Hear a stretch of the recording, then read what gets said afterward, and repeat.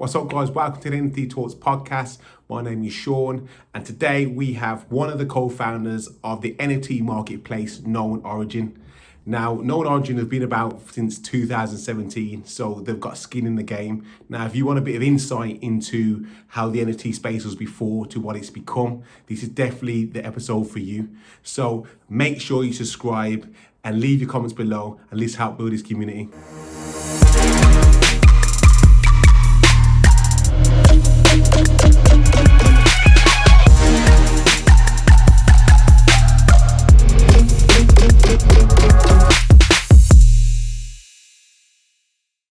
I'm here with an amazing guest. His name is David Moore. He's one of three co-founders of Knownorigin, the NFT marketplace. And I'm happy to have you on, man, because we've been trying to organize this for a while. But you're finally here, David. How you doing? Yeah, it's a pleasure, man. Thanks for inviting us, representing the UK NFT crew. Got to help each other out. Yeah, that's what it is, man. Thanks for letting me get on NFT Talks. It's been a while, but worth the wait, hopefully.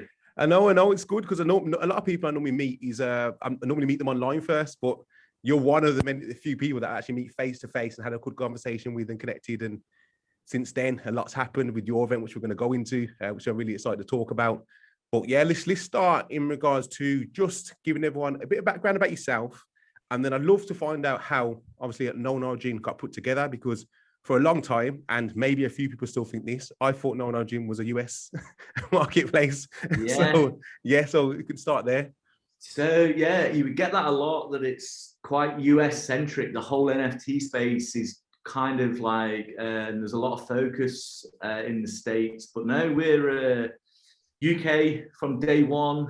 So back in 2017, it all started, but before all that, a little bit about me. I was in the creative industries for like 15 plus years, worked on big brand, worked in retail, worked in fashion, and then moved into kind of app development, but from like a user experience side. And it was during my time building an app that I met two developers, Andy and James, who are the other two co-founders on Knownorigin. And I used to do like TED Talk style events in the Northwest. So hire a speaker, like a great creative peer of mine, and then people would just like buy tickets to come and listen to people talk.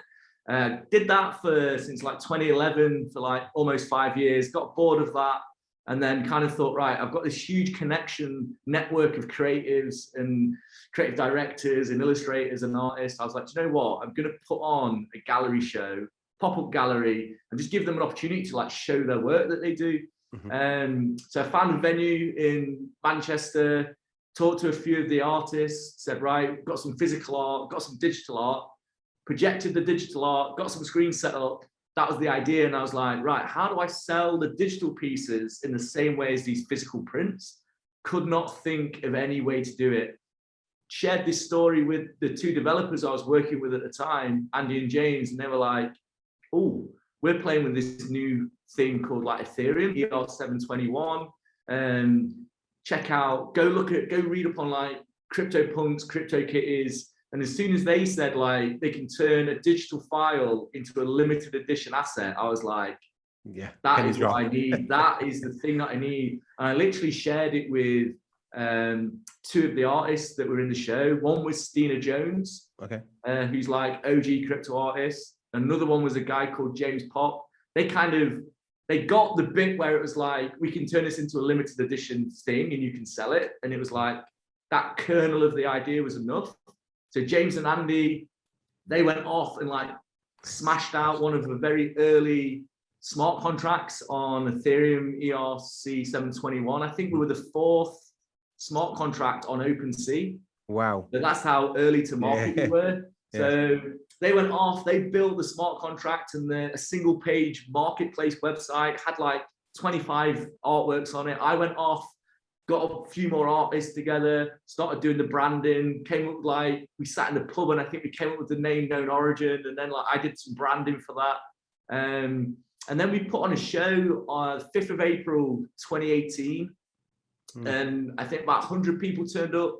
And it was a mix of blockchain and crypto enthusiasts and Manchester's creative scene. Okay. And we kind of brought those two communities together, and then like just like all these conversations started happening, and I was kind of stood in this small basement gallery space thinking there's something in this, like this, there's some potential here. And then we made our first sale on the night of the launch, and I was like, that just validated it for me to say like there's something in this. So yeah, that's how we started. It was like a need was there to like, how do we sell this digital artwork in this physical location? And I just happened to be working with like two of the smartest blockchain engineers on the planet. I didn't know that at the time, but like, yeah, they've built some of the biggest and best like products out there on mainnet. And Knownorigin started as like one little baby project that we worked on, and then we all stopped our like consultancies. Like I used to run a consultancy, they used to run a consultancy, that all stopped, and we just went all in on KO. And 2021 now, like it's just everywhere, right? Yeah, man, it's crazy. The fact that you even say you were in there that early, like 2018, putting on events and nobody really knew about it. So how did it, tell me, just touch on a little bit, I can imagine there must have been a whirlwind of like, obviously after around NBA Top Shots around that time, there was a massive, obviously a spark of interest within the space. Did you feel that too? Was it like for Knownorigin? 100%. So 2018, 2019, even some of 2020, you couldn't really there was no real big traction there, right? And it was, we used to go to galleries. I used to go to shows in London. I've talked on panels in London back in 2019. And people in the crowd were just like, or in the audience were just like we don't get it. This isn't going to work. This isn't going to happen. We've been trying to sell digital art for decades in galleries. People don't want it. Funnily enough, some of these people that were in the crowd are now making out that they're like NFT professionals, and they were the skeptics in 2019. So we were going to these shows, getting our phones out and trying to like sell the dream, and they just didn't want to know. So yeah, it was really tough. Like 2019 was tough. 2020, towards the end of 2020, that's when it all started like really picking up. And we got a little taste of like what adoption might feel like at the start of 2021. We were like, you saw us, it was like Saturday Night Live, we're doing skits about NFTs. CNN were running interviews. Beeple did a big drop and like blew everything up. But before that, it was a tough sell. Because it was just we were so early, right? It was so new. But definitely things like NBA Top Shots. I was in the alpha and the beta drop, and I got excited by that. And then Nifty Gateway came along, and we knew Duncan and Griffin back in 2018. We integrated a little widget that Nifty Gateway did. They were a payments provider before they were a marketplace. We played with that back in the day, and then we saw that they launched this marketplace and they were getting some big names. That kind of really helped adoption. But we just kept true to ourselves and we just keep doing what we're doing, focus on the artists, keep onboarding the best talent from like the Web 2 world, bring them into this crazy world, and let's just see where we go. And then, we've just we've experienced a big spike of interest, engagement, sales, talent. Yes, it's nice to see. But as everyone says on Twitter, we're still early, right? I think we are still early. I mean, obviously, when you're in the NFT space, everyone says that you feel like you've been in here you've been here for many years, but a week feels like a month and so on. So a lot of things changing day by day.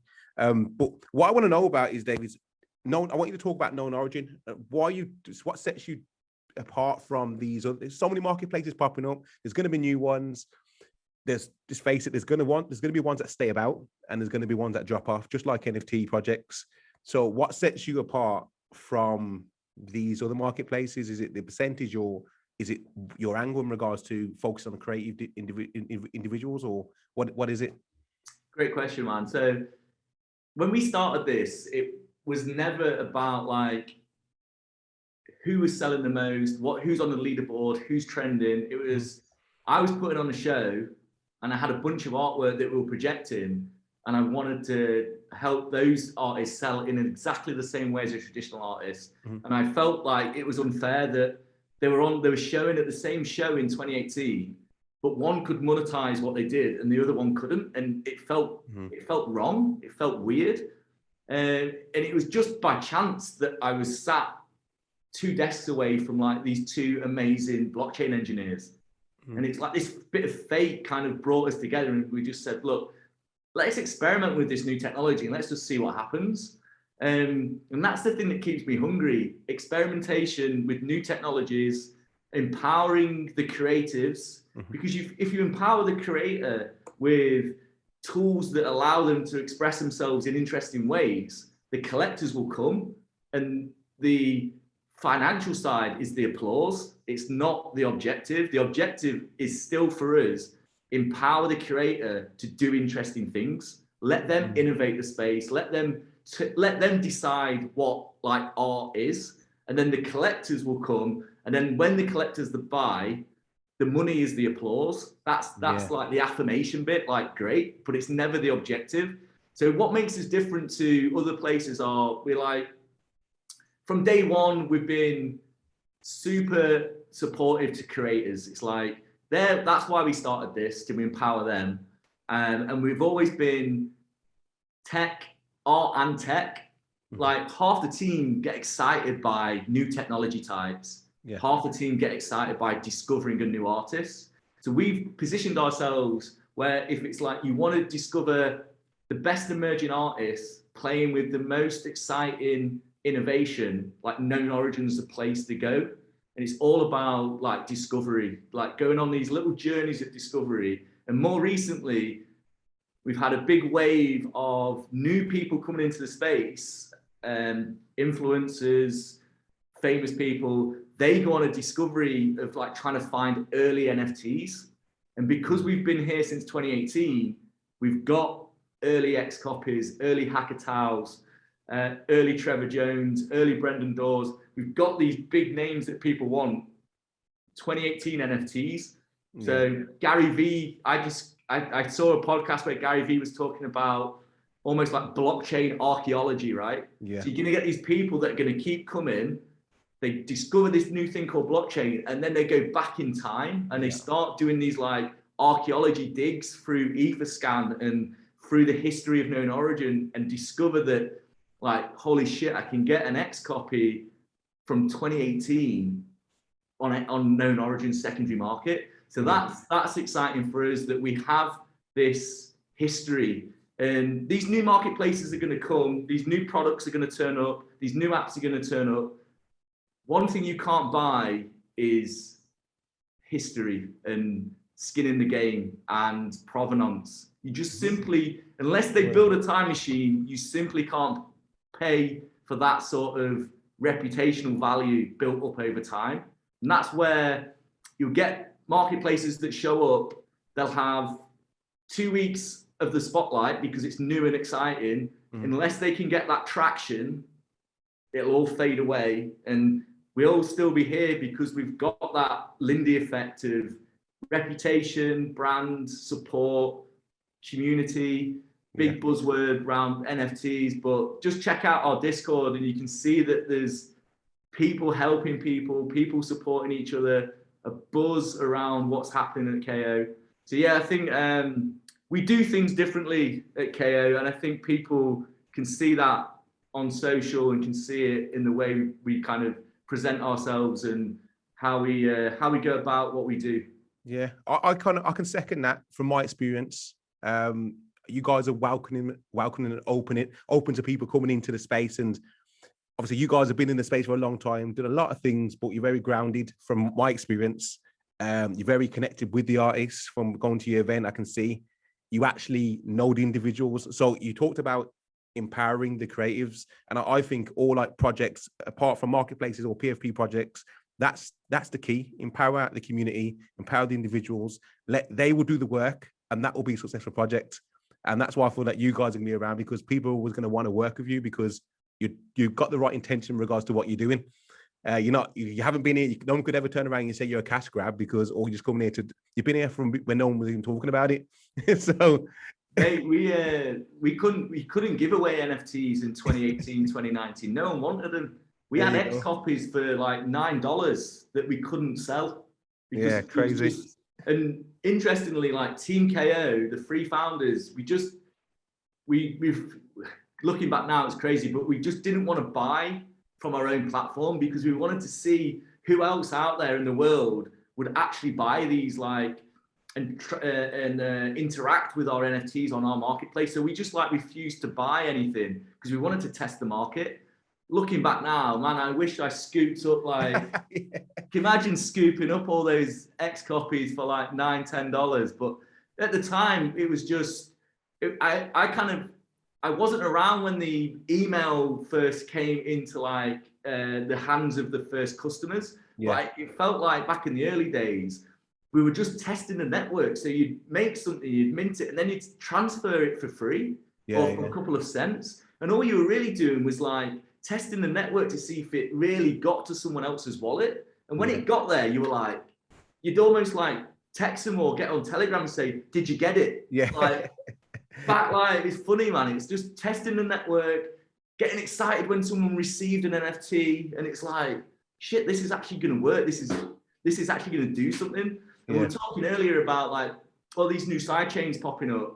The beautiful thing about Ethereum is that it's like been around for a long time. It doesn't go down. It's super stable. It's like it's got that traction that it's built up over the last 4 years of being what it is now. These side chains are popping up, but they have to do the hard work that the Ethereum Foundation and community have done to get the Ethereum network where it is right now. But yeah, it's a super exciting space. 2022 is going to be interesting. Like, it's either going to go absolutely crazy in 2022, or it's going to chill out a little bit. So it's going to be a really interesting time. My personal opinion is, I think it's going to go pretty nuts at the start of 2022. It's with crypto, isn't it? With crypto by nature, it can calm down like over the market and stuff like that. It's interesting to see when we get the bear market, what's going to happen. Yeah. With obviously NFTs, I do feel that it's still going to have that interest.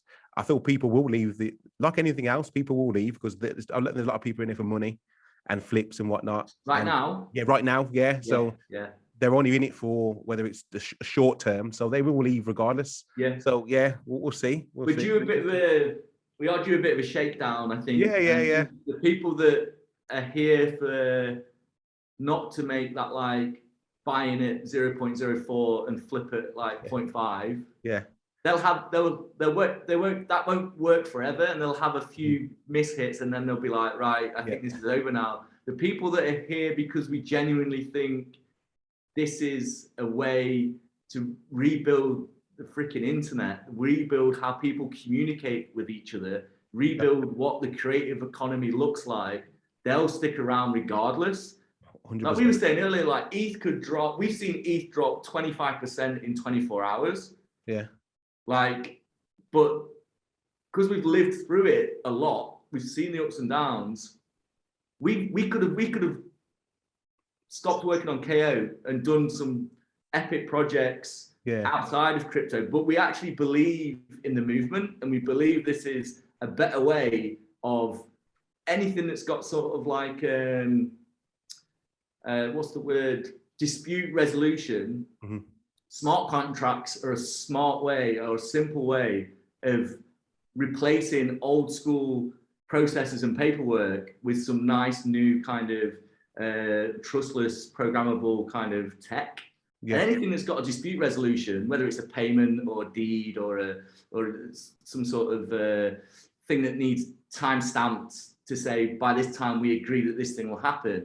I'm pretty sure smart contracts and the Ethereum network will be the thing that everyone uses over time. Yeah, 100%. I know art has been the main focus for a lot of things, but like we're not. No one's really talking about at the moment, the hype-wise, no one's talking about the health sector is going to change that with regards to IDs. It's going to change even like ticketing, like simple things like that. Yeah. It's going to solve a lot of problems. People stop scalping, like people selling tickets for extra money. You can put like a code in there to say they only can go for an extra 20% or... Well, it's just non-transferable. Non-transferable, Non-transferable NFTs or NFTs where you have like cool stuff like where there's a time window and like it literally, it's baked into the smart contract. So when it hits that time, it is literally like not for sale anymore. Stuff like that. It's quite some cool stuff.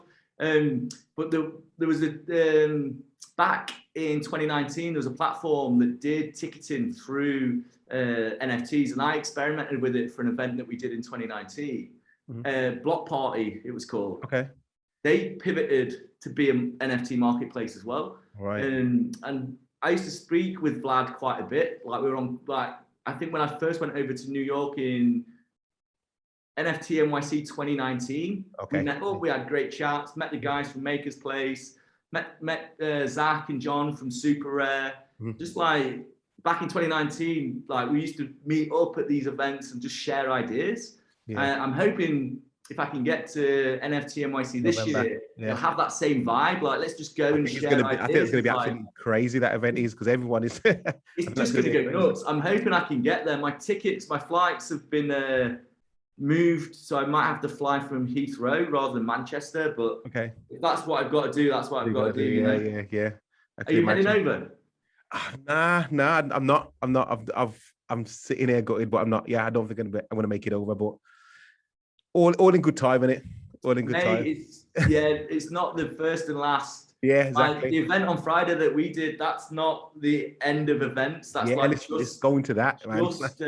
Just starting to get people excited about meeting in real life again, and like getting off virtual stuff and like jumping in and out, like blurring the lines between digital and physical is going to be super interesting. And we think like events like we did on Friday are a great way to bring people that know nothing about NFTs, get them to meet the artists, get them to see the work in situ, and then like just blow their minds. And let's talk about that, Dave, man. Let's make sure we go and talk about that, because I know you're short for time. So digital native, man, like talk about that event.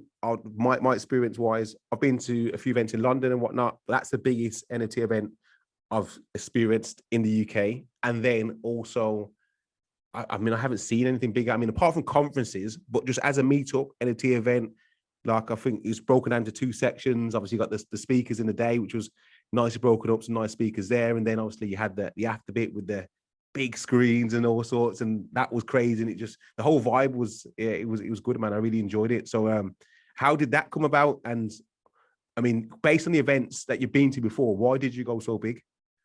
So we've done a few little ones. I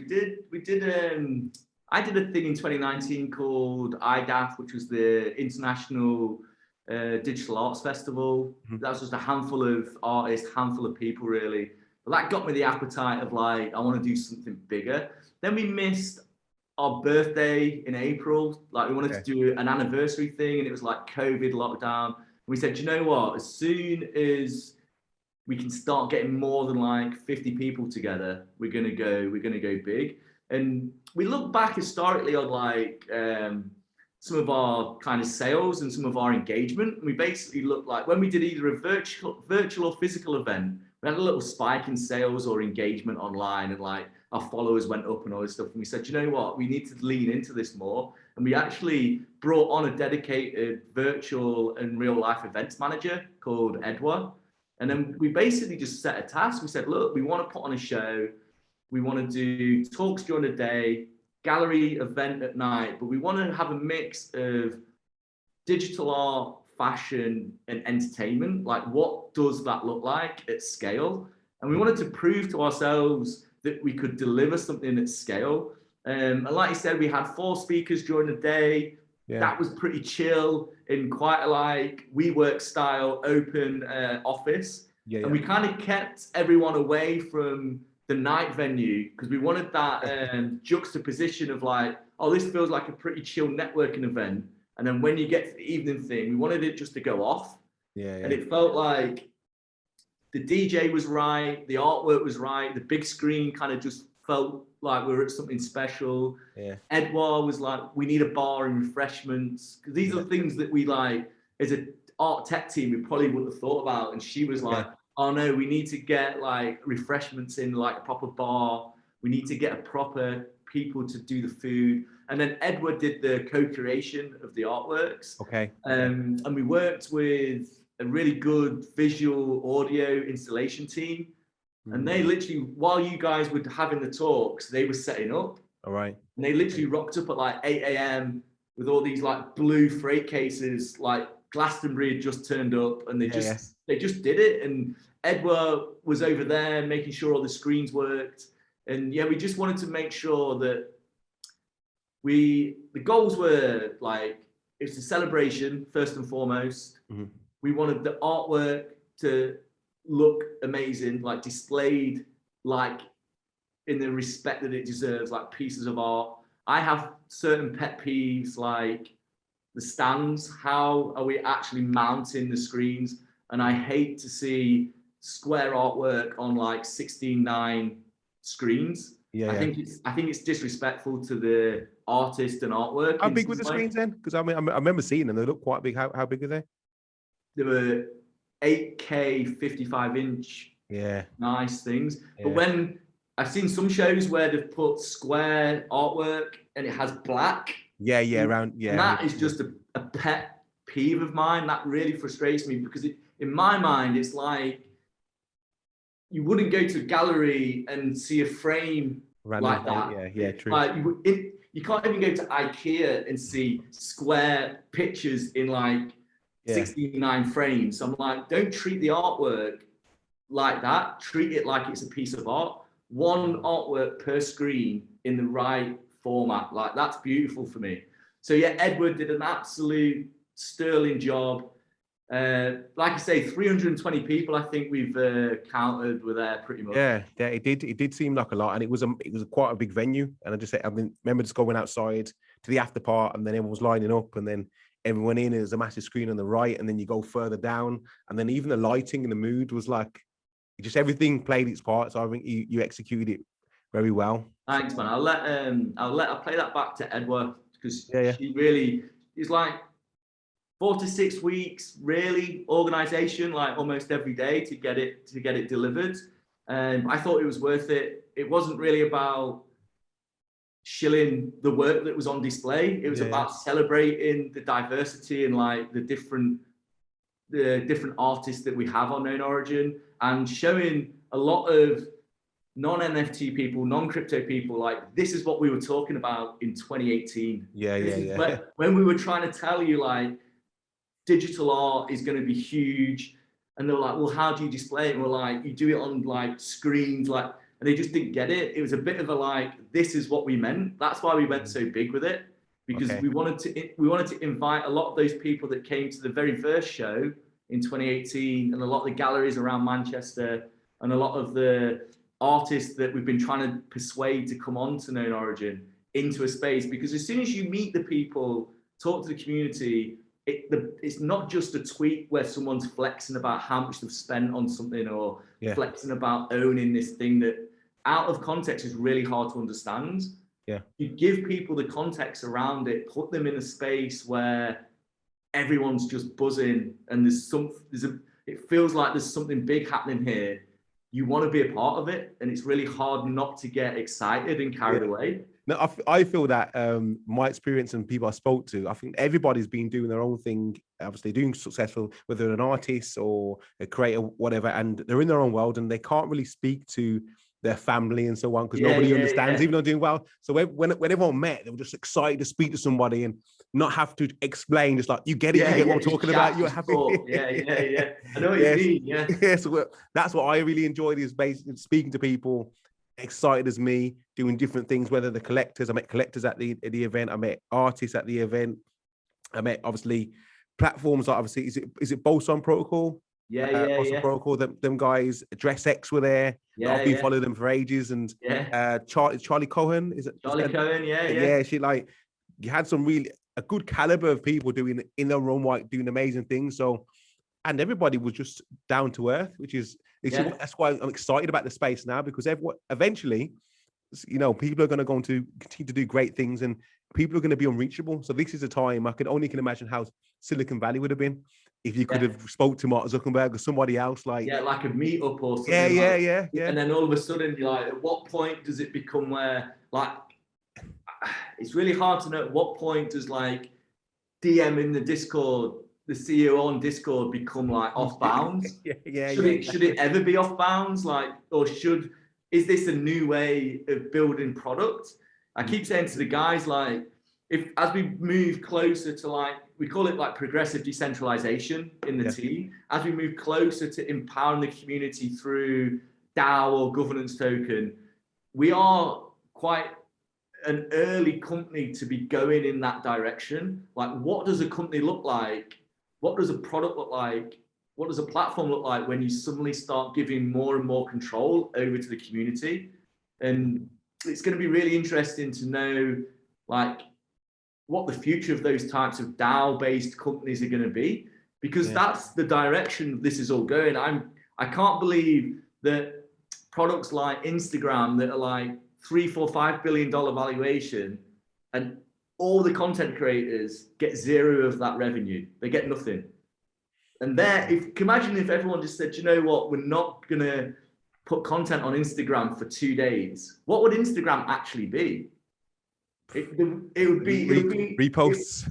It would be adverts. Yeah, that's all it'd be. Yeah. And I just think, I can't believe that these user-generated content platforms that don't reward the actual content creators in some way are going to last. They're all going to have to move to a shared reward system or shared revenue stream or some way of rewarding the people that are actually making the content. And that's for me, is like, if we can reward in some way the content creators that are participating, and they shape and build what Knownorigin becomes, that is a really exciting model for like what a new company could be. And we're going to be one of the really early ones to play in that space. Yeah, I love that. I mean, what I want to do, David, is because I want you to kind of give me a visualization of how you see a day going in, say, the next 10 years. What does the world look like in your eyes in the next 10 years in regards to involving NFTs, whether it's going to sports events and so on, your day from waking up in the morning to just to the evening, including nights out or socializing, what involving NFTs? Like, how deep do you want to go, man? We just go deep, man. Like, I want to experience that. So you may talk about things that I might not know about. I was so I listened to a couple of different podcasts, right? And I listened to a couple of different futurists, and then I love talking to Charlie because she has a real deep understanding of like the digital fashion world. And so there's also a couple of things in London that are quite interesting around like what are the tipping points for like seamless AR and seamless mixed realities. So I actually think we're going to get much closer to mixed reality than we think.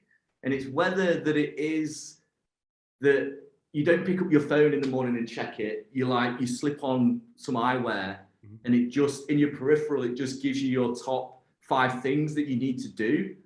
And then it's like immersive homes, right? We can already change the lights, change the music through Sonos, through your phone.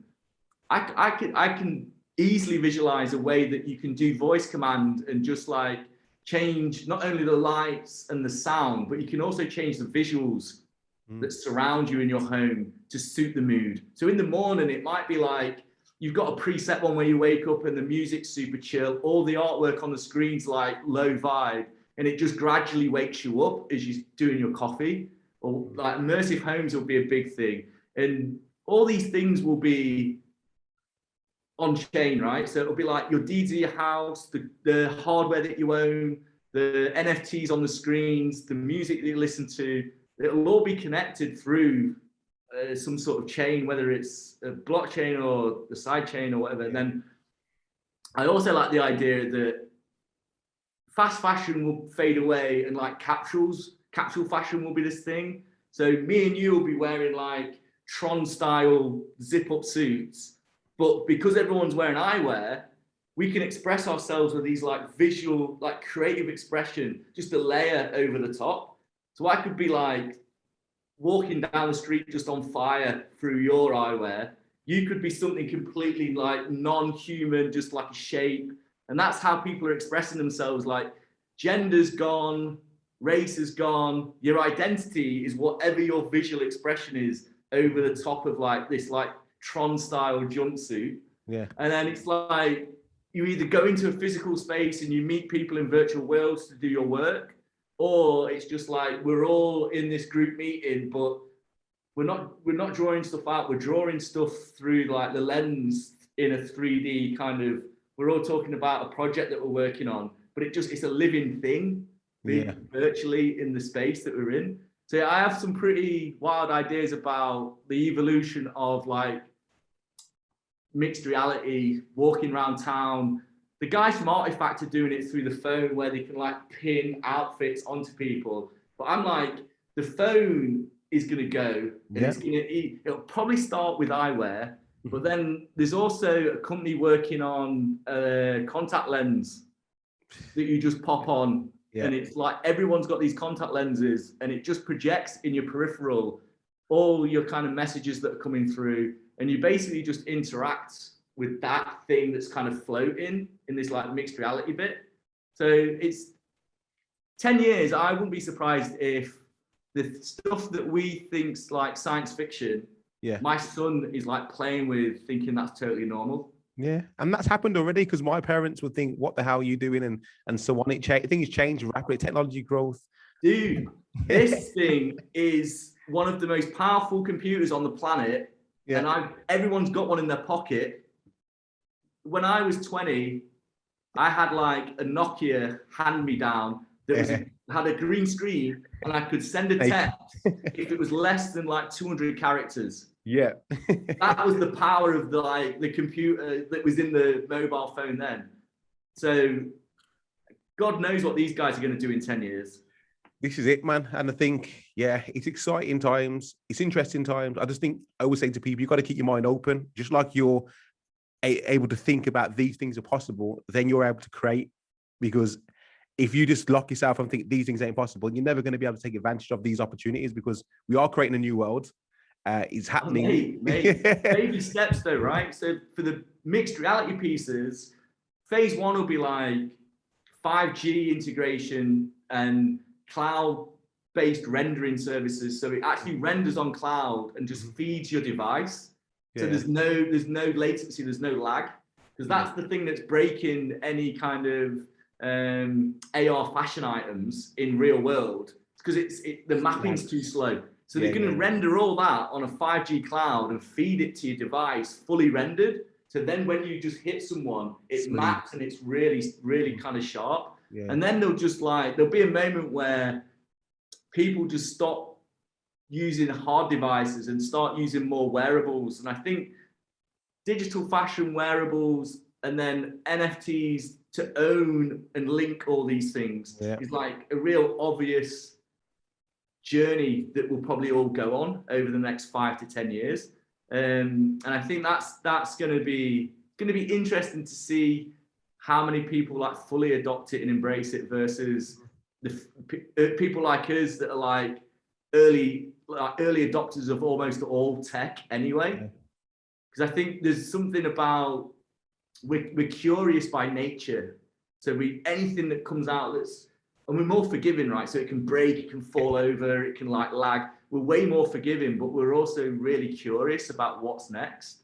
I think I'll just finish by saying, like, when I first met Andy and James and we were kind of playing with this idea of selling digital artwork as NFTs to a handful of people, I always said to them, like, you can't have this many smart people and creative people in one condensed thing for this many years and like good stuff not happen, like big things, big change not happen.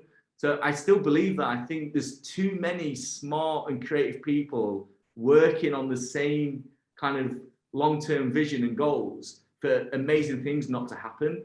And that's just accelerated over the last 12 to 18 months. And I think it'll accelerate again over the next 12 months. So 2022 is going to be really, really exciting. Yeah, I'm excited too, man. And I think that's a nice way to round off the end of the episode, is just like talking about this is the possibilities, this is where it can be open and be creative and get involved. Yeah, participation is everything. Experiment, be fearless, participate. No one, if you fail at something, we're at a point now where it's quite low risk. So if you experiment and it doesn't work now, only a handful of people know about this space. That's the reality, right? So now's the time to experiment. Now's the time to fail. Now's the time to try and learn, test, repeat. Just 5 years time, we're in a different position. Right now, it's the time to experiment, have fun, and just get creative with it. And like, we're going to try and provide as many tools as we can just to push the space forward, man. Yeah. And I'm excited. So David, thank you for your time today, man. Like, enjoyed the conversation. Lots of gems. Obviously, we're definitely going to have to jump on again and make it another thing we can talk about with the things you're doing over the next, towards the end of the year. I know you're going to do another event. Let's do an end of year recap, man. Yeah, we'll definitely have to do that, man. But thank you so much. Thanks for letting me jump on and chat to you. And it was a pleasure to... Where did we first meet? At the Top Dog event? Top Dog, London. Yeah. Pleasure to meet you there. And thank you so much for coming up to Manchester. No problem, man. It was a pleasure being invited and just being a part of what's happening. I'm glad I didn't miss out on that, man. So, yeah, I'm excited. Good news, man. Take care, man. All right, take care.